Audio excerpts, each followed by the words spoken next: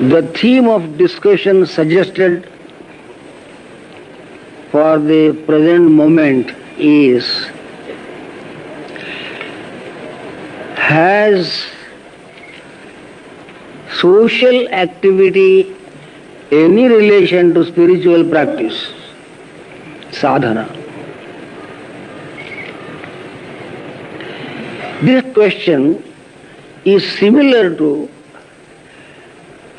other questions such as: is the body related to the soul, or is the body not related to the soul? Is the world related to God, or is the world not related to God? Is time related to eternity, or is time not related to eternity? These are all identical questions. You may say the body is not the soul, as has been said everywhere by every saint, philosopher and sage. Because the body is perishable, the soul is immortal. Therefore, the body cannot be said to have any relevance to the soul. The world is full of discrepancy, disparity, conflict, evil, painful, which cannot be regarded as the characteristics of God. There is a birth and death for the world also, in the sense of the evolutionary process. Evolution is the continuous activity of the structure of the universe, wherein the preceding condition dies for the birth of a succeeding condition. Transient, therefore, is this world. Anityam, asukham, lokam, dukkhalayam, ashashvatam is how the Bhagavad Gita describes this world. Anityam, impermanent. Asukham, unpleasant. Dukkhalayam, an abode of sorrow. Ashashvatam, not lasting even for tomorrow. In this sense, we may say this world has no connection with God. If that is the case, life in this world has no relation to the aspiration for God. Such negative conclusions follow from visualizing the reality of life from one particular angle of vision. If the body is not the soul, and spiritual sadhana practice is connected with the development of the soul in its advance towards God Almighty, then anything connected with the body also is not spiritual. Is not social activity connected with physical existence? Is social activity a work undertaken by the soul? If you think in this manner, it will mean that any social work has no connection with spirituality.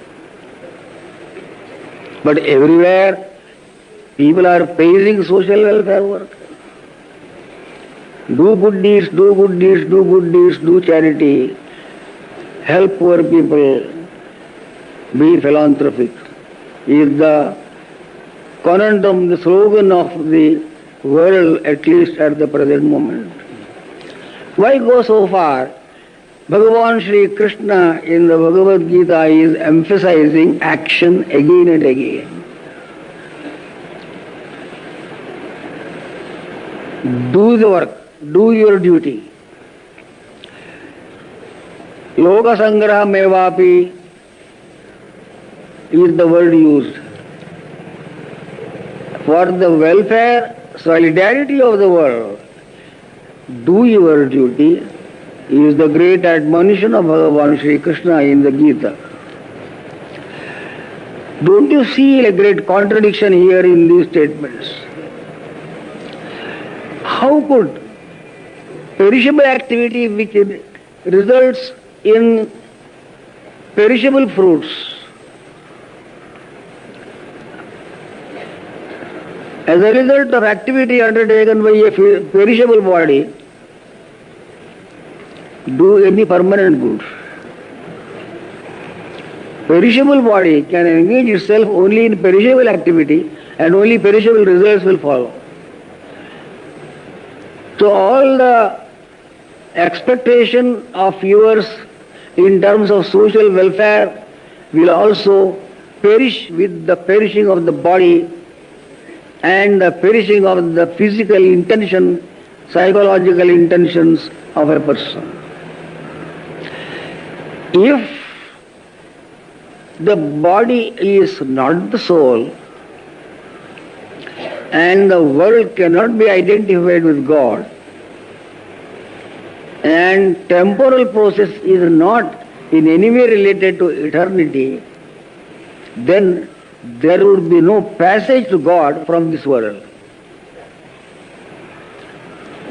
There would be a gulf unbridgeable between your psychophysical individual existence here and the aspiration of your soul, a gulf between time process in which we are all engaged and eternity, which is the nature of God, a gulf between this transitory world and the infinitude of God.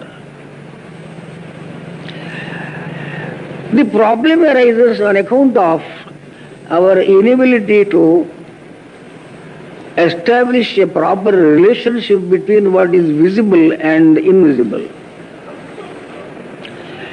Process and reality is the title of a well-known book by the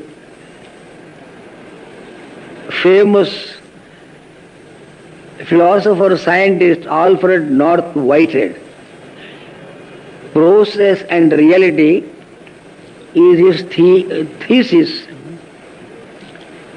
of his Gifford lectures in Edinburgh. How could process be reality? Because process is a perishable, transitory movement of one condition into another condition. As the great Buddha has told us long ago, there is nothing existed, nothing is static, there is no being, everything is becoming, everything is fluctuation, everything dies. All thing is a wisp of wind, momentary in every way. This made people to think that Buddha had denied the existence of soul itself. Virtually, this amounts to denying the existence of God also, which characteristic is attributed by many thinkers to the Buddhism. However, as the case may be, is it possible for us to reach God, to infinity? We ourselves being finite. Is there no contradiction between the finite and the infinite? Utter contradiction. It is the difference between day and night.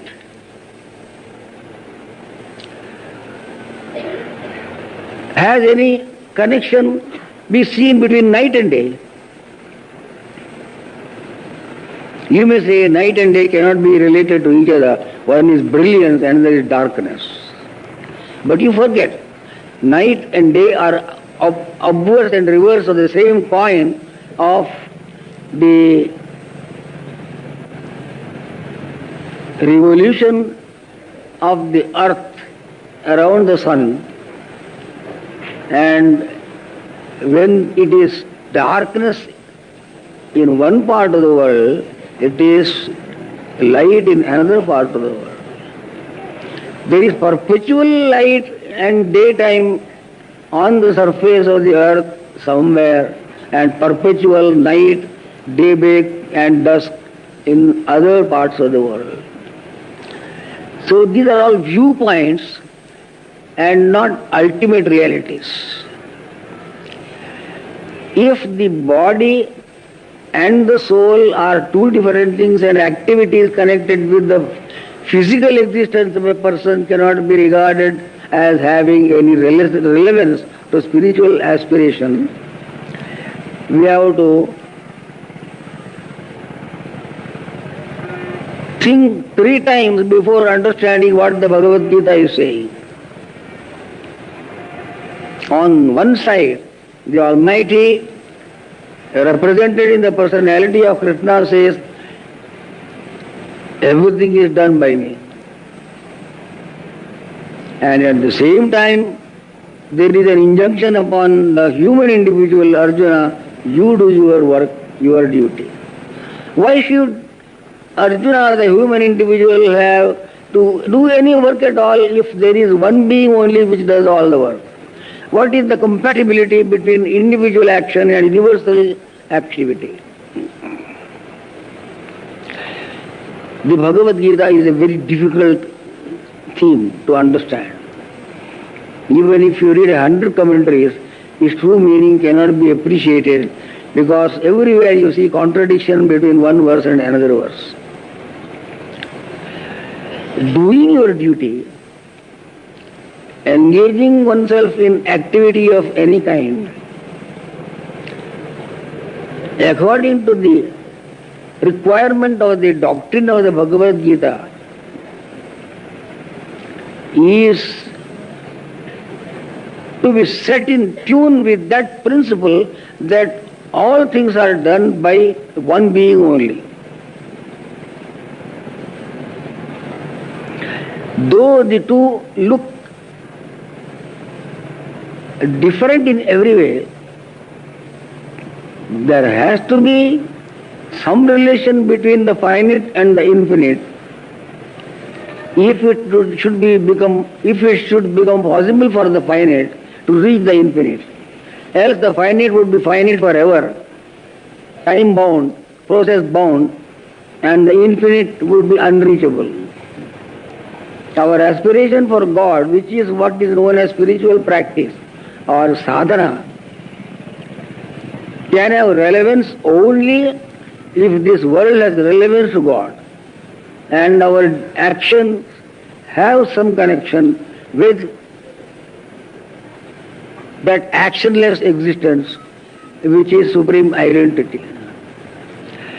The idea behind the gospel of the Bhagavad Gita here in this context is that action is not a performance motivated or engendered by any particular individual.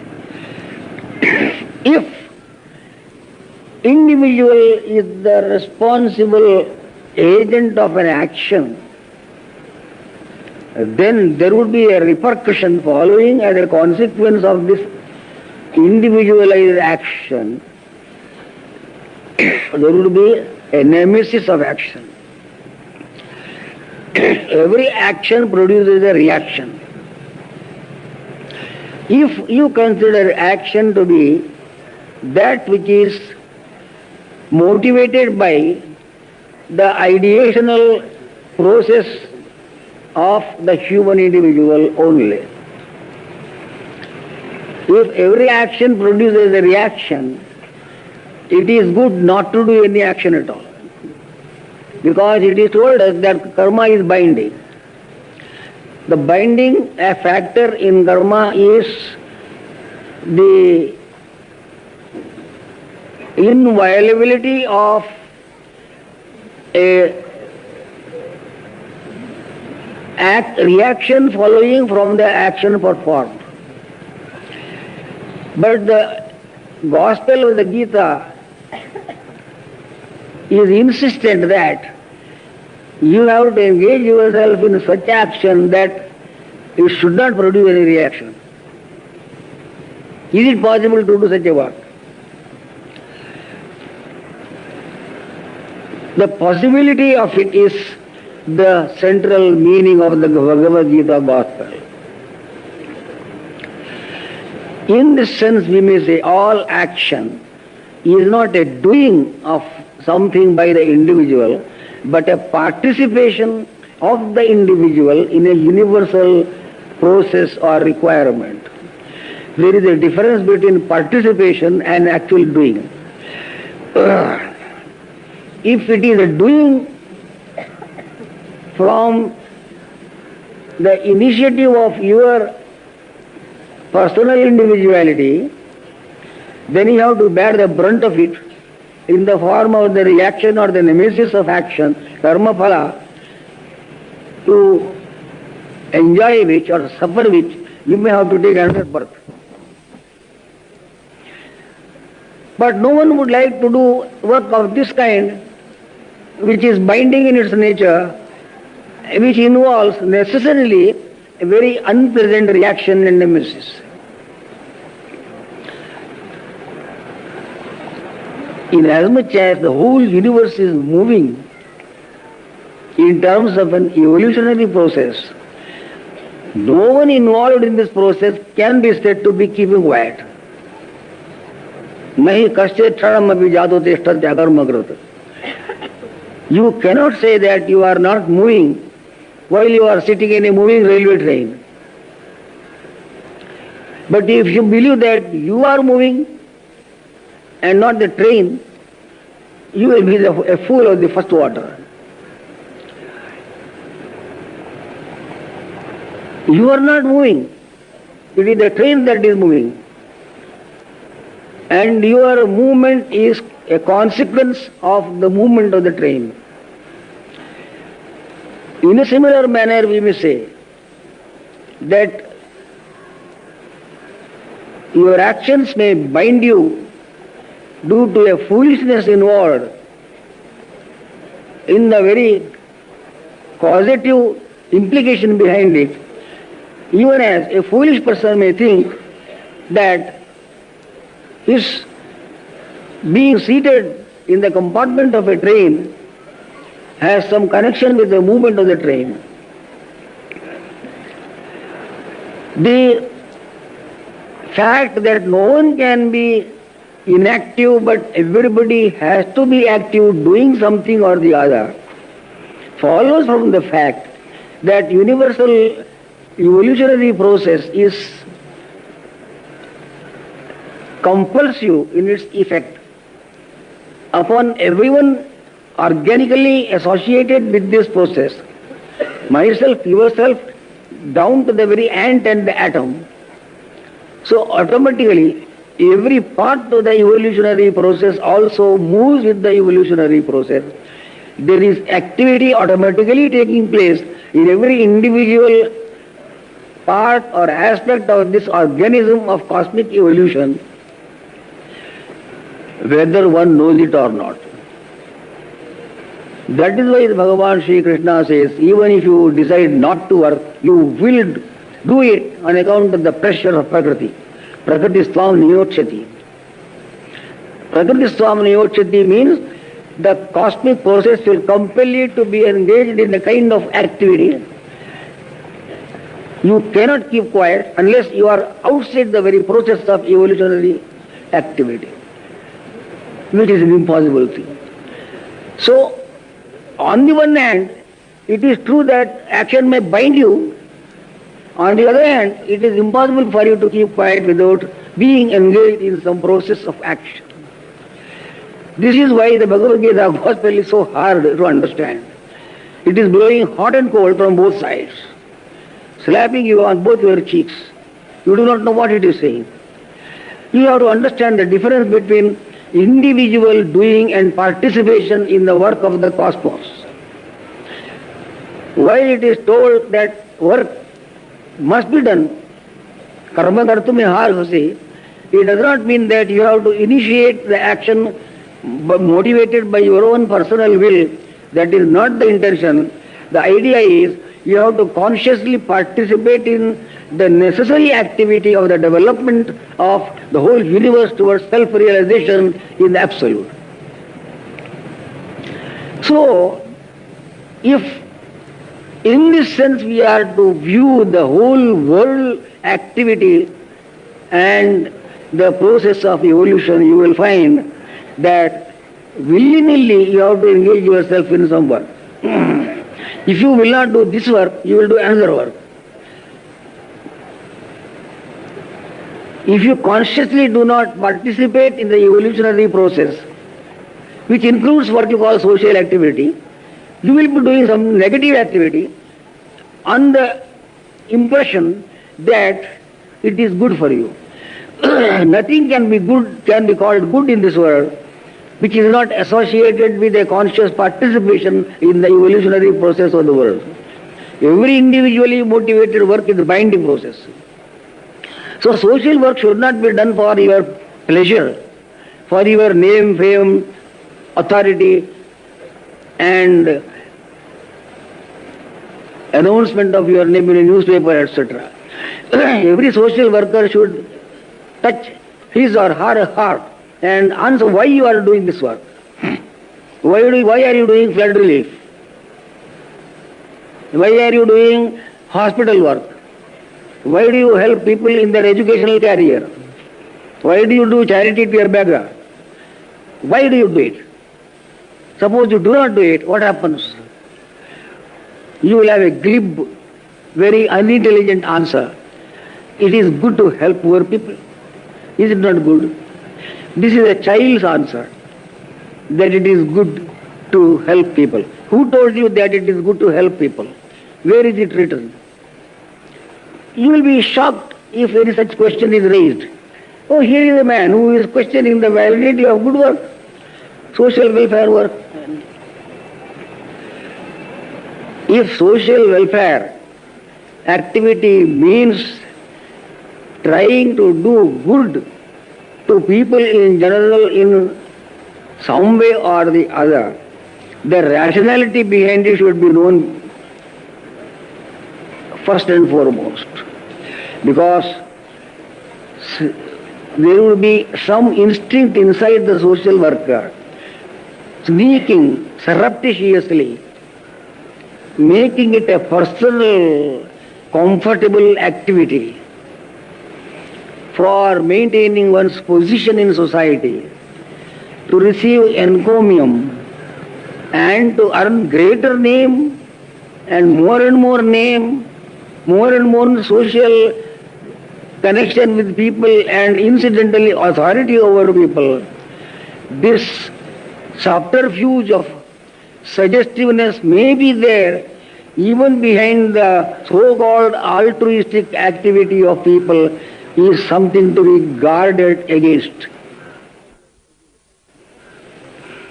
No one can be so careful as to go so deep into one's own mind to find out what is the motivation behind doing social work at all. Because it is good to do social work, it is good to help people. This is a slogan. You cannot go on with a slogan like that. But you must have a reason behind your slogan. Why are you shouting this slogan that it is good to do social work? If everybody dies in the world, what do you lose? You will say it is horrible. Why is it horrible? You cannot answer these questions because welfare activity is not a work undertaken by the world of sensory perception. It is something quite different altogether. The concept of total work is difficult to maintain ordinarily. I will give you some example which is very intriguing.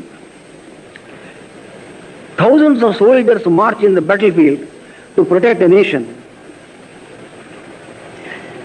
You will tell me please, what do you mean by a nation?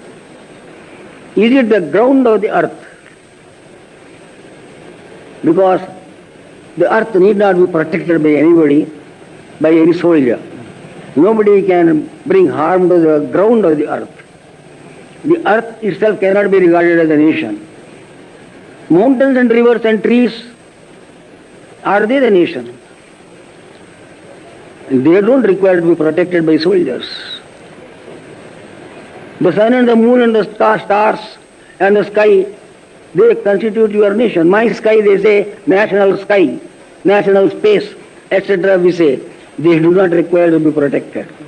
But you have to protect your nation. What are you protecting? When you say nation is to be protected, there is an obvious answer to this. It is nothing but the protection of the people living in a particular locality called the geographical ground of the nation. So, when you engage yourself in a war with someone in the interest of the welfare of your nation, it is possible some 25% of the people may die in the war, and nation will win victory. Now, can you say that because 25% of the nationhood has perished in the war, the nation is only 75% alive now? Or is it complete? Can you say 25% of the nation has perished in the war, now the nation is only 75%? No one would say that 75% is not the nation, it is 100%.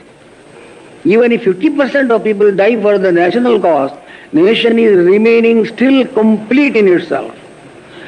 How do you make such a statement? Because nation is not people. It is not trees.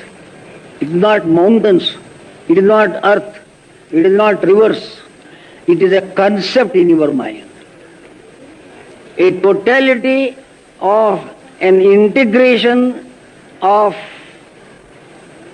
feeling in you, indescribable rationally, is what you consider as a nation.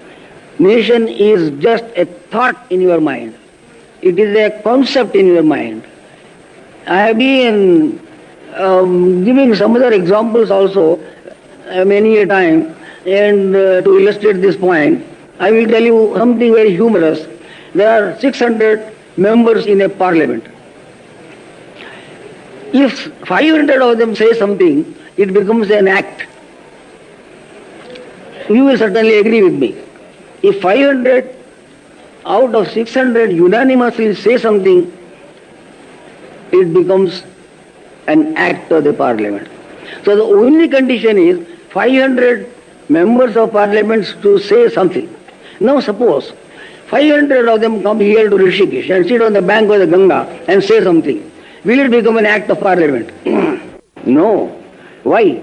You will say it has to be told in that particular place only, which is called the campus of the parliament. Now what is parliament? You have denied the fact that 500 people constitute members of the parliament by saying that they are saying something here in Rishikesh cannot constitute an act. Very intriguing indeed. But you say that they should tell it in a particular place, then only it becomes parliament. Can you say the place is the parliament? Let all the members get out, only the place is there. Can you say the building of the parliament house is the parliament? No, building is not. Now you are saying people also are not parliament, building also is not, then what else is the parliament? You have got a concept in your mind, a peculiar descriptive notion which you cannot yourself explain. There is a nebulous feeling of what is good, what is bad, what is right, what is wrong, etc. And what I mean to say is, the activity which is known as social welfare work is also a conceptual organization of the faculty of thinking, in the sense that it is commensurate with the supreme concept of existence absolute. You may in one sense say that God also is a concept. Not the concept of any particular individual, it is consciousness. When you use the word concept, you are identifying it with the activity of the faculty of the mind or the internal organ of a particular individual. But actually, virtually, it is identical with what you call consciousness, which becomes the essence of God existence itself. So, thought absolute is God. And thought individual is to participate in thought absolute universal. If this thought individual, which is at the back of every activity, can be set in tune with thought absolute, it becomes imperishable work, producing a power that can usher in the soul in the direction of the achievement, realization of the universal thought. It is the mind that is responsible for the determination of the validity of any work, social welfare work or whatever it is.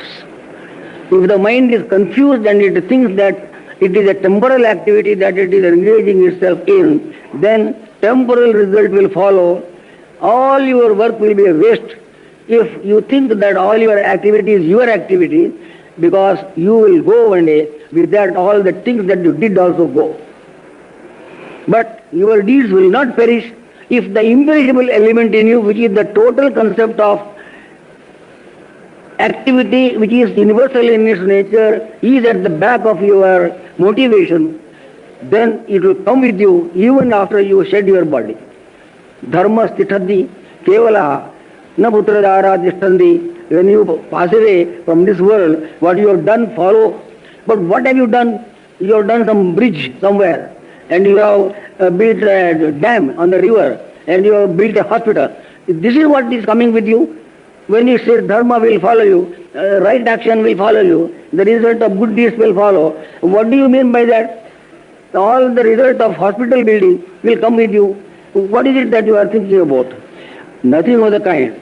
It is the extent and the gamut of the universality that has been implanted in your activity, call it social activity, call it by any name, the element of universality, the percentage of universality that is present in your motivation, in your thought, in your speech and your action, that will come with you. It is only the universal that will take you to the universal. The particular cannot take you there. So any particular activity cannot take you to the universal being. If you think that your activities are particularized, individualized, it is social in the sense of work connected with perishable human beings, that is not going to help you in any way. Because one day all people will perish. Then all the good deeds that you have done for the sake of people also will perish. Then what is the purpose of all the activity? Activity is the work of God, finally. It is not yours or somebody else's. And so-called social work is nothing but the element of the goodness of God present in your goodness of the mind behind the activity. You should not confuse yourself and God in a admixture which is chaotic in its nature. Your relationship to God and reality should be known very clearly. Everything that is done is perishable. Good deeds also perish, bad deeds also perish. But the element of universality present in the action will not perish. It is up to each person, every one of you, myself, yourself, all, to remember how much is of the universal concept is present in your daily behavior, or you are totally individualized in your behavior. If you are a totally individualized personality, then nothing that you do will have any worth. In that sense, you will say, usually the social welfare work of the present day concept of people has to be revamped and requires to be refurbished, and it has to be given a proper galvanizing touch by the divinity that is to be present in the activities of people. Is your work having an element of divinity in it? You put a question to your own self. You are doing a lot of good work. Is it a divine activity or a mere shell of activity without any substance in it? The divine element is nothing but the universal element. You have to be a little bit of a philosopher and a good psychologist to understand the worth of life itself. You cannot be a fool and live comfortably in this world Because one day or other, your foolishness will bring you a consequence for which you have to repent. You cannot go from this world having achieved nothing worth the while and with nothing that will come with you when you leave this body. You please tell me, what will come with you? You will be flabbergasted at this very question. What for am I living here if I leave everything here and go like a beggar, having nothing with me in open hands?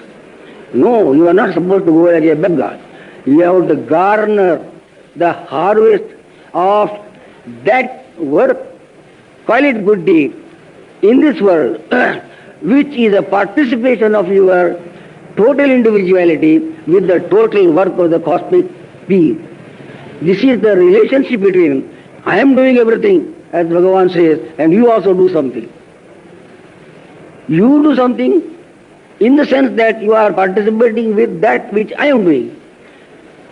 So my doing and your doing are interconnected very, very vitally, inextricably and organically.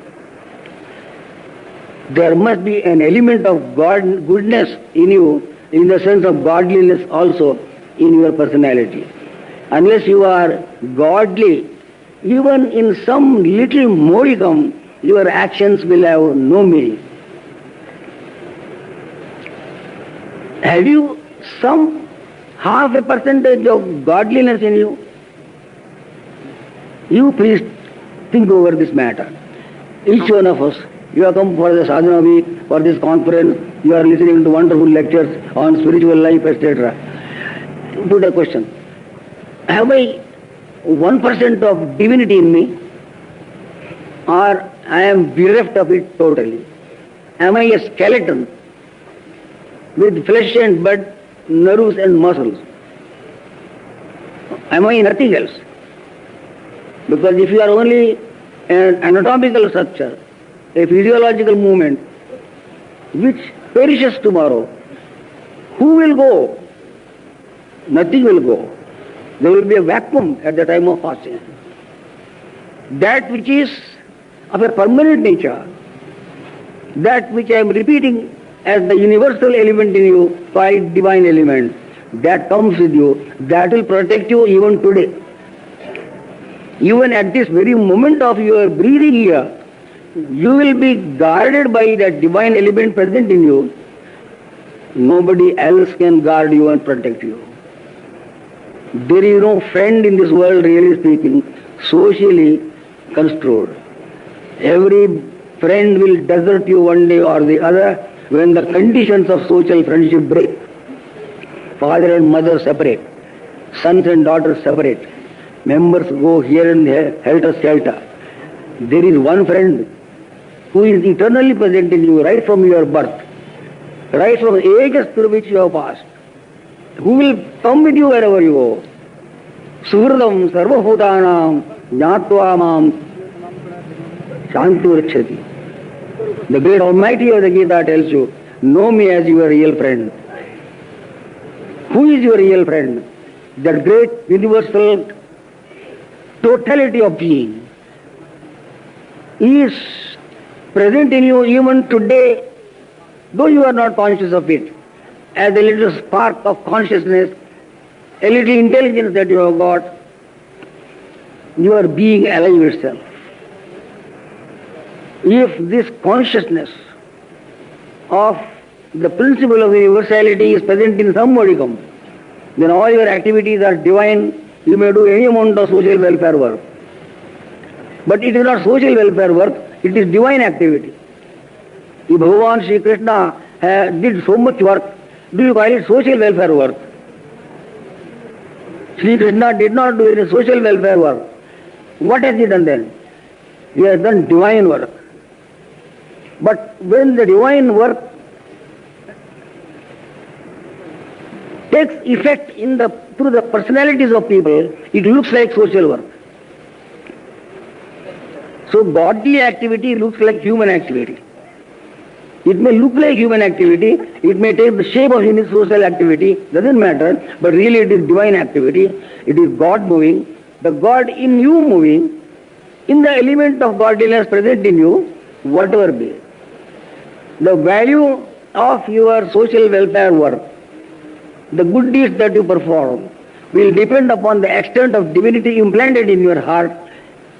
To repeat, the universality of existence that is enshrined in your personality, the universal sustains, universal never perishes, the particular always perishes. All particularized activity therefore will perish. So the question whether social welfare work has any connection with sadhana or not is a mood question which goes very deep into the very core of existence itself. It cannot be answered at once offhand. It requires in-depth analysis of one's own personality, the structure of being, and one's relationship with the world. You must know how you are related to another person. You must know how you are related to the world outside. Then also you must know how you are related to God. If you say you have no relation, okay, you say that, then you will be in wilderness of confusion.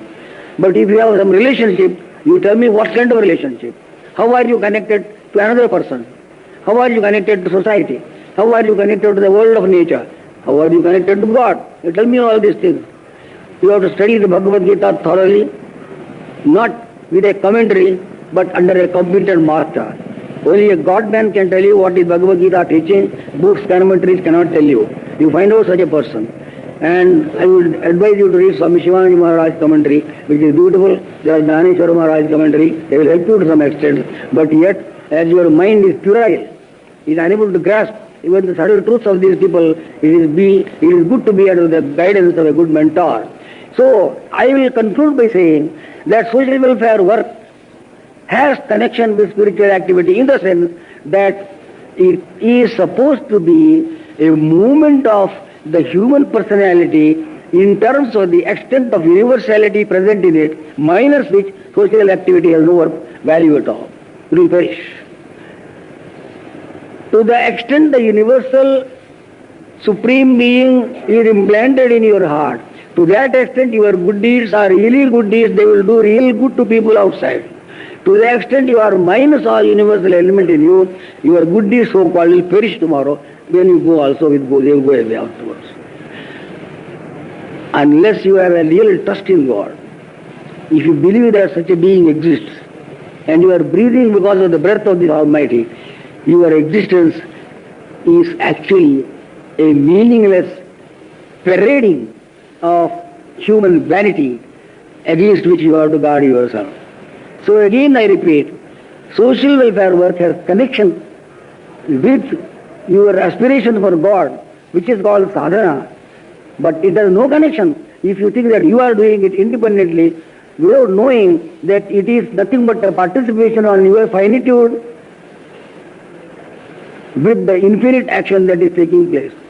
If your finitude participates consciously, organically, with the universal activity that is taking place, all your activity is good. It will be a great blessing for you and you will be rewarded for it in the afterlife.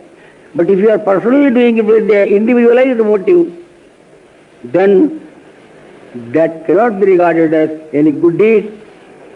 It has no spiritual value.